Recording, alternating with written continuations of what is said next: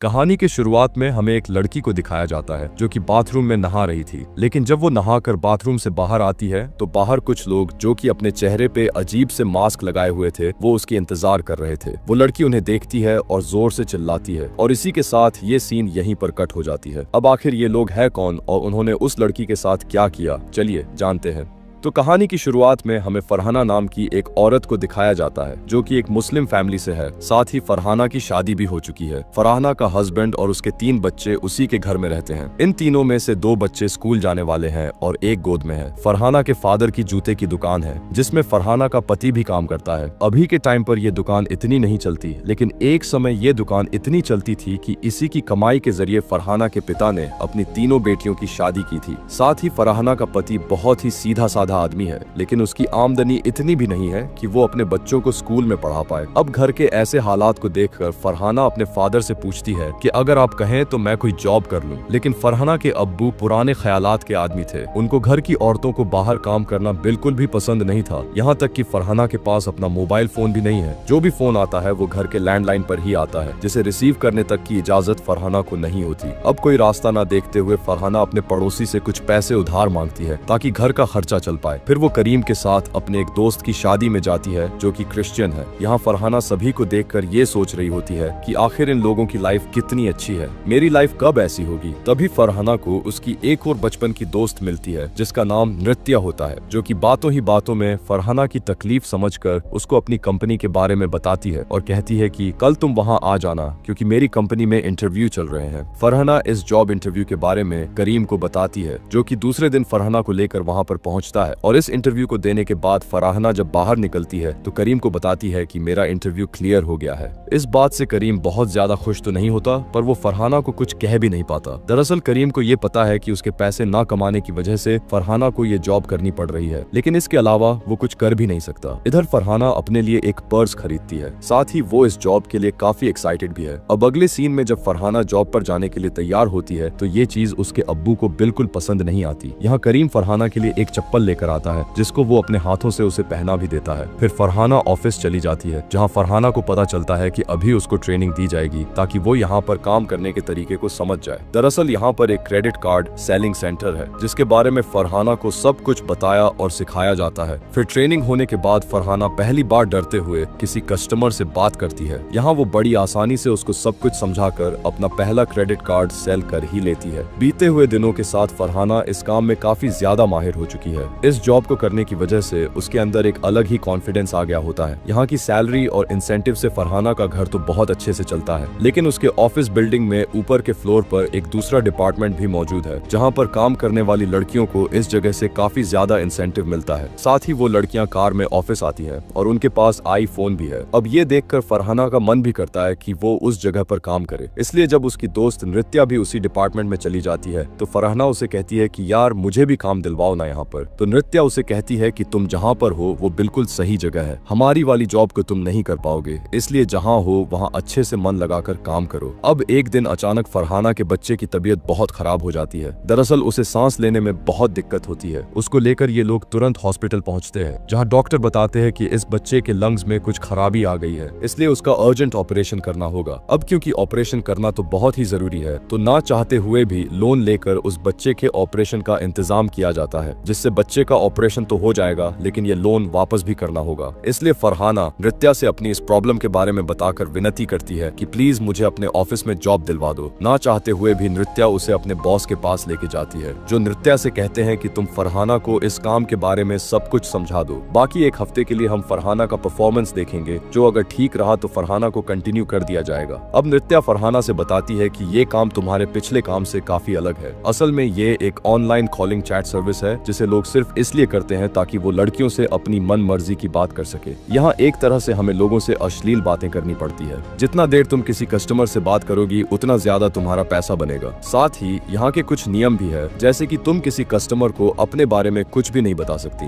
यहाँ तक कि अपना असली नाम भी नहीं। और अगर किसी ने ऐसा किया तो विवेक उसकी कंप्लेंट बॉस से कर देगा, जिसके बाद उस लड़की को निकाल दिया जाएगा। यहाँ विवेक की बात करें तो उसकी यहाँ यही मेन जॉब है कि वो सारे कॉल्स को रिकॉर्ड करके उनकी रिकॉर्डिंग सुनता है। अब ये सब बताने जाने के बाद नृत्या अपने क्लाइंट से बात करने लग जाती है, जिनकी बातों को सुनकर फरहाना को काफी बुरा लगता है। यहाँ तक कि जब वो घर जा रही होती है तो उसे ऐसा लगता है कि जैसे सब उसको गलत नजर से देख रहे हो। इसलिए वो मन बनाती है कि वो अपनी पुरानी जॉब पर ही कायम रहेंगी। यहाँ फरहाना को परेशान देखकर करीम उससे इसके पीछे का कारण पूछता है। फरहाना उसे बताती है कि आज एक कस्टमर ने मुझसे काफी बुरी तरीके से बात की। करीम हंसते हुए उससे कहता है, अरे इसमें घबराने की क्या बात है, ये तो जॉब का पार्ट है। जैसे कि मैं रोज अपनी दुकान में लोगों के पैरों में चप्पल या जूते पहनाता हूँ, पर मैं बाहर ऐसा नहीं करता। तो जब तक जॉब करने के दौरान कोई तुमसे किसी भी तरह बात करे वो बिल्कुल ठीक है, लेकिन जॉब के बाहर अगर वो ऐसा कर रहा है तो उसको सबक सिखाना बनता है। अब करीम की इस बात से फरहाना को थोड़ी हिम्मत मिलती है, इसीलिए वो दोबारा से उसी ऑफिस में पहुंच जाती है, जहां वो नृत्या से पूछती है कि आखिर ये लोग ऐसी बातें करते क्यों हैं, साथ ही लड़कियां यहाँ पर कैसे काम कर लेती हैं, ये तो गलत है ना। नृत्या फरहाना को समझते हुए कहती है कि यार ये सिर्फ एक सर्विस है जिसके जरिए लोग अपनी मन की उन बातों को एक अजनबी से कह पाते हैं जो वो अपनी बीवी से नहीं कह सकते। कम से कम ये लोग राह चलती लड़की के साथ गलत तो नहीं करते। अब फरहाना को इतना समझाने के बाद वो लोगों से बात करने की काम में लग जाती है, जिस दौरान उसके पास काफी अजीब अजीब लोगों की बात करती है। इस ऑफिस में सोफिया नाम की एक लड़की भी काम करती है जो कि सबसे ज्यादा बात करके हमेशा टॉप पर बनी रहती है। खैर अगले दिन भी फरहाना का स्ट्रगल जारी होता है। वो किसी भी क्लाइंट से बात करने में कंफर्टेबल फील नहीं करती है। तभी उसके पास एक क्लाइंट का फोन आता है जो उससे अश्लील नहीं बल्कि काफी रिस्पेक्ट देकर बात करता है। अब ये सुनकर फरहाना काफी खुश होती है। उसे लगता है कि ये आदमी दिल का बहुत अच्छा है। यहाँ जिस आदमी ने फरहाना को कॉल किया था उसका नाम डेलन था, पर वो अपना नाम फरहाना को नहीं बताता। फरहाना भी रूल के हिसाब से उसे अपना नाम ईशा बताती है, जिसके बाद फरहाना और डेलन के बीच रोज लंबी लंबी बातें होना शुरू हो जाती है, जिससे फरहाना का परफॉर्मेंस काफी अच्छा हो जाता है और अब उससे आगे सिर्फ सोफिया होती है। अब एक दिन डेलन से फरहाना बताती है, मैं जल्द ही इस जॉब को छोड़ने वाली हूँ क्योंकि मुझे ये काम सही नहीं लगता। इस पर डेलन उसे कहता है कि ईशा नहीं, ऐसा मत करो, मुझे सिर्फ तुमसे बात करने में अच्छा लगता है। हम दोनों के बीच एक अजीब सा कनेक्शन बन गया है। अब डेलन की ये बात फरहाना को काफी अच्छी लगती है और वो इस जॉब को कंटिन्यू करने का इरादा कर लेती है। अब एक दिन ऐसे फरहाना से बात करते वक्त डेलन फरहाना की बातों से जान जाता है कि वो एक मुस्लिम है, जिससे फरहाना थोड़ा चौंक जाती है। लेकिन अब तक वो बात करके डेलन पर इतना भरोसा तो करने लगी है कि कम से कम अपने रिलीजन के बारे में उसको बता पाए। अब यहाँ इनकी बातों को विवेक काफी गौर से सुनता है क्योंकि उसको पता है कि डेलन और फरहाना के बीच कुछ तो पक्का चालू हो गया है। अब डेलन फरहाना से कहता है कि अभी तो रमजान का महीना चल रहा है तो तुम रोजे रखकर इतनी बात कैसे कर लेती हो। वो फरहाना को आराम करने के लिए बोलता है। इस दौरान वो उसको अपना म्यूजिक भी सुनाता है। वो कुछ देर के बाद कहता है कि मैं तुम्हें एक गिफ्ट देना चाहता हूँ। फरहाना उससे कहती है कि आप मेरी जगह किसी भिखारी को दे दीजिएगा, यही मेरे लिए सबसे बड़ा गिफ्ट होगा। अब घर जाते वक्त मेट्रो स्टेशन पे फरहाना एक भिखारी के पास ईशा नाम का एक पैकेट देखती है, जिसके बारे में पूछने पर वो भिखारी बताते हैं कि ये मुझे एक आदमी ने दिया है, उसने ये ईशा नाम की लड़की को देने के लिए कहा है और साथ ही उन्होंने मुझे काफी पैसे भी दिए। अब ये सुनकर फरहाना जब उस गिफ्ट को खोल कर देखती है तो उसमें सिंफोन नाम का एक म्यूजिकल इंस्ट्रूमेंट होता है, जिसको देखकर फरहाना का चेहरा ही खेल उठता है। वो अब सब कुछ भूल चुकी है, मगर अगले दिन ऑफिस जाने पर फरहाना को डेलन की कॉल नहीं आती है, जिससे वो परेशान हो जाती है कि उसके साथ क्या हुआ होगा। उसे लगातार अलग अलग लोगों की कॉल आ रही होती है जिन्हें वो कट कर देती है। फरहाना 2 दिन इंतजार करती है मगर अभी तक डेलन की कोई कॉल नहीं आई, इसलिए वो सोफिया के साथ जाकर अपने लिए एक मोबाइल लेती है। साथ ही वो सोफिया को अपना आधार कार्ड देती है ताकि वो फरहाना के लिए एक सिम ले ले। उसके बाद फरहाना एक न्यूज़पेपर में एक हेडलाइन देखती है जिसमें लिखा होता है कि एक म्यूजिशियन की एक्सीडेंट की वजह से मौत हो चुकी है, जो कि किसी लड़की से वो ऑनलाइन चैटिंग करता था। अब इस खबर को पढ़कर फरहाना को लगता है कि ये शायद डेलन है। इस बात को वो नृत्य से भी शेयर करती है। इसी दौरान अचानक से फरहाना के पास डेलन का कॉल आ जाती है। फिर वो फरहाना से कॉल ना करने के लिए माफी मांगता है। वो बताता है कि मेरा फोन खराब हो गया था, इस वजह से मैं तुमसे बात नहीं कर पाया, मुझे माफ कर दो। फरहाना उससे कहती है कि मुझे तो लगा आपको कुछ हो गया है और इस सबक से मुझे ये तो गई है कि जिंदगी बहुत छोटी है, इसमें किसी को कुछ भी हो सकता है, इसीलिए मैं आपसे मिलना चाहती हूँ। यहाँ उसकी बात सुनकर डेलन सबसे पहले उसे अपना नाम बताता है और कहता है मैं तुमसे कल ईद के दिन मिलना चाहता हूँ, जिसके लिए फरहाना राजी हो जाती है और उससे कहती है कि मैं आपके लिए बिरयानी लेकर आऊंगी। अब उनकी इस मीटिंग के बारे में पता चलते ही पहले तो विवेक ये सब कुछ अपने बॉस को बताने के बारे में सोचता है, लेकिन फिर वो खुद को रोक लेता है क्योंकि वो भी फरहाना की तरह इस आदमी को देखना चाहता है। अगले दिन फरहाना काफी खुशी खुशी बिरयानी बनाती है, लेकिन जब बाहर जाने की टाइम हो जाता है तो तब उसे घर से बाहर जाने का मौका नहीं मिल पा रहा था। लेकिन शाम को घर के सभी लोग घूमने जाने का प्लान बनाते हैं। इसी दौरान फरहाना तबीयत खराब होने का बहाना बनाकर घर से जाने के लिए मना कर देती है। फिर सबके जाने के बाद वो एक टिफिन में बिरयानी पैक करके डेलन से मिलने के लिए निकल पड़ती है। रास्ते में करीम फरहाना को कहीं जाते हुए देख लेता है। वो फरहाना का चुपचाप पीछा करता है। थोड़ी देर बाद फरहाना मेट्रो स्टेशन जा पहुंचती है, जहां विवेक भी मौजूद होता है। वो भी फरहाना की तरह डेलन को देख देखना चाहता है। लेकिन तभी अचानक से फरहाना को नृत्या की कॉल आती है, जो उसको बताती है कि सोफिया अपने क्लाइंट से बाहर भी मिला करती है, जो कि उसको एक होटल के कमरे में लेकर गया, जहां और भी लोग मौजूद थे। वो भी सोफिया के साथ एंजॉय करना चाहते थे। इस अफरा तफरी में गलती से सोफिया के गले में एक धारदार चीज घुसने की वजह से उसकी मौत हो गई। दरअसल मूवी की शुरुआत में इसी सीन को दिखाया गया था। अब ये बात सुनकर फरहाना के पैरों तले जमीन ही खिसक जाती है और वो उस बिरयानी वाले टिफिन को वहीं छोड़कर वापस घर आ जाती है, क्योंकि उसका भी केस सोफिया की तरह हो सकता था। पर जब वो वापस आती है तो घर पर पहले से पुलिस मौजूद होती है, जो कि सोफिया के लिए आई है, क्योंकि सोफिया के पर्स से उन्हें फरहाना का आधार कार्ड मिला है, जो कि वो सोफिया से वापस लेना भूल गई थी।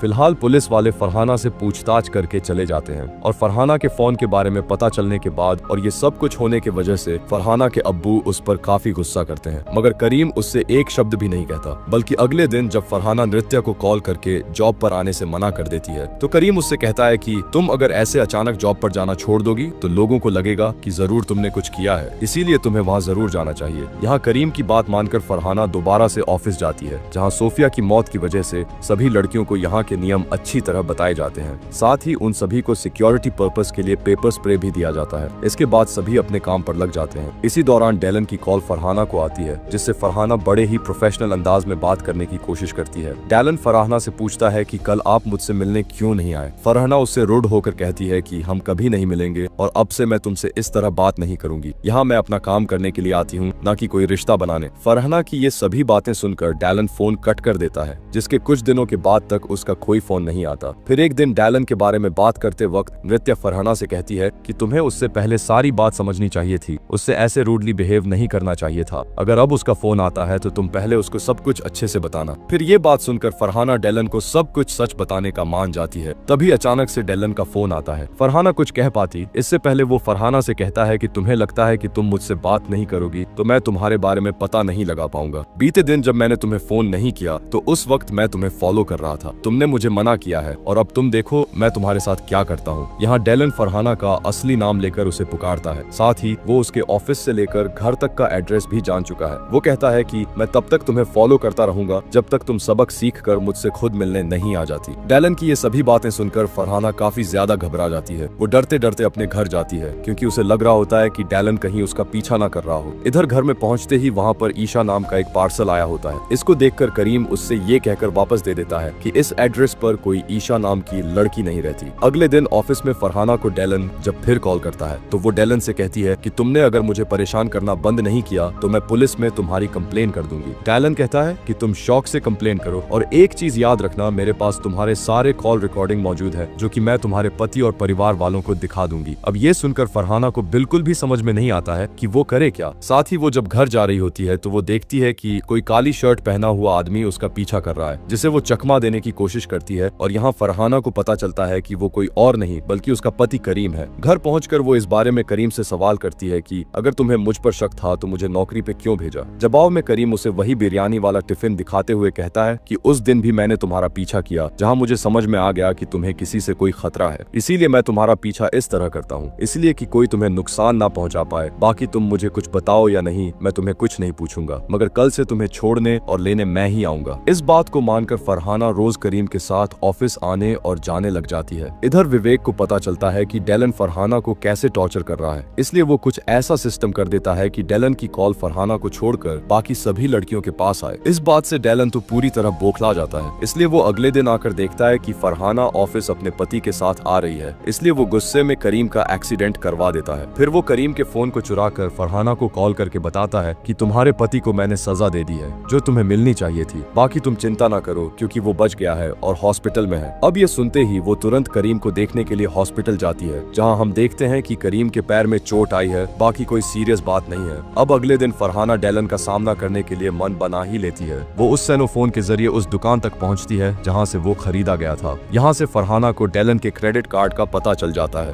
जो कि उसी बैंक का है जिसके ऑफिस में फरहाना पहले काम करती थी। फिर वहाँ के टेक्नीशियन की मदद से नृत्या और फरहाना को डेलन का एड्रेस और फोन नंबर वगैरह मिल जाता है। साथ ही यहाँ फरहाना को ये भी पता लगता है कि डेलन इस वक्त एक मॉल में अपने क्रेडिट कार्ड से शॉपिंग कर रहा है। वहाँ तुरंत पहुंचकर फरहाना आखिरकार डेलन को ढूंढ लेती है, जिस दौरान फरहाना को एक फेक कॉल करके नृत्या फरहाना की उसे पहचानने में मदद करती है। फिर फरहाना अपने मुंह में नकाब पहनकर डेलन का फोन चुराने जाती है, क्योंकि उसी में उसके और डेलन डेलन के बीच हुई बात की सारी रिकॉर्डिंग्स मौजूद है। लेकिन इससे पहले फरहाना फोन ले पाती, डेलन उसे पहचान कर उसकी हाथ पकड़ लेता है, जो देखकर फरहाना उसकी आंख में पेपर स्प्रे छिड़क कर भाग जाती है। फिर वो उस फोन के लॉक को खुलवाने के लिए एक दुकान पर जाती है, जिसके खुलने के बाद फरहाना को उसमें कुछ नहीं मिलता, क्योंकि उससे पहले ही डेलन ने फोन का सारा डेटा कहीं और डाल दिया था। अब इस बात से फरहाना एकदम से टूट जाती है, क्योंकि डेलन उसे कहता है कि मैं सारा वीडियो अब तुम्हारे पति को भेज दूंगा, जिस चीज को लेकर लगातार रात में भी फरहाना को टॉर्चर कर रहा होता है, जिससे वो बहुत ज्यादा घबरा जाती है। यहाँ तक कि जब वो करीम के पास जाती है तो उसके हाथ कांप रहे होते हैं और वो पूरी चाय वहीं गिरा देती है। इसी के साथ ये सीन यहाँ पर होता है कट। अगले सीन में हम फरहाना को दोबारा से ऑफिस जाते हुए देखते हैं, जहाँ इस बार वो डेलन से कहती है कि मैं अभी तुमसे मिलने तुम्हारे घर आ रही हूँ। इस बात को सुनकर वो काफी खुश होती। इसी के साथ हमें उस वक्त का सीन दिखाया जाता है जब डेलन ईद के दिन फरहाना से मिलने के लिए वहाँ पर आ रहा था, तो उसने पीछे से एक औरत को देखकर फरहाना समझकर छू लिया, लेकिन छूते ही उस लेडी ने डेलन को एक जोर का तमाचा लगा दिया और इस वजह से वहाँ सभी डेलन को बड़े अजीब तरीके से देख रहे होते हैं। यहाँ उसे अपनी इंसल्ट बहुत महसूस होती है, पर फिर भी वो फरहाना से मिलना चाहता था, मगर वो भी नहीं आई और इसके अगले दिन अचानक उसने डेलन से ठीक से बात करना बंद कर दिया। इसलिए डेलन अब इन चीजों का बदला लेना चाहता था। खैर, इस समय फरहाना डेलन के घर पहुंच जाती है। वो सीधा करीम को कॉल करके कहता है कि तुम्हारी बीवी मेरे पीछे हाथ धोकर पड़ी हुई है और वो इस वक्त मेरे घर पर मौजूद है। मैं लोकेशन भेज रहा हूँ, उसको यहाँ आकर लेकर जाओ। इधर वो फरहाना को देखकर कहता है कि मैं तुमको पसंद करने लगा था और मैंने हमारी पहली मुलाकात के लिए सारी चीजें सोच कर रखी हुई थी। अब इसी दौरान यहाँ पर करीम आता है, जो कि फरहाना को देखकर बिल्कुल भी हैरान नहीं होता, क्योंकि पिछली रात चाय गिराने के बाद फरहाना ने करीम को सब कुछ बता दिया था। यहाँ करीम ने भी गुस्सा नहीं किया और अपनी बीवी की परेशानी को समझा। फिर वो उसको अपनी पहचान की एक लेडी पुलिस के पास लेकर गया। वहाँ से इन्होंने प्लान बनाया कि कल फरहाना डेलन से मिलने के लिए जाएगी। फरहाना भी विवेक के जरिए सबूत के तौर पर वो रिकॉर्डिंग्स पुलिस को दे देती है। अब बाकी था कि बस पुलिस करीम के साथ आकर डेलन को अरेस्ट कर ले। यहाँ पुलिस डेलन को रंगे हाथों पकड़ लेती है, जिससे फरहाना कहती है कि तुम एक साइको हो और तुम अपने अलावा किसी और से प्यार नहीं कर सकते। यहाँ इस कहानी के जरिए ये मैसेज दिया गया है कि खासकर लड़कियों को किसी अजनबी पर ऐसे आंख मुंह कर विश्वास नहीं कर लेना चाहिए, फिर चाहे उन्हें वो कितना भी सही और अच्छा क्यों ना लगे, क्योंकि आजकल भी हमें अपने आसपास ऐसे केसेस बहुत दिख रहे हैं जिसमें लड़कियां ऑनलाइन फ्रॉड और क्राइम का शिकार हो जाती है। तो दोस्तों, कैसी लगी आपको ये कहानी? उम्मीद करूंगा कि आपको ये कहानी पसंद आई होगी। मिलते हैं एक और अनोखी कहानी के साथ।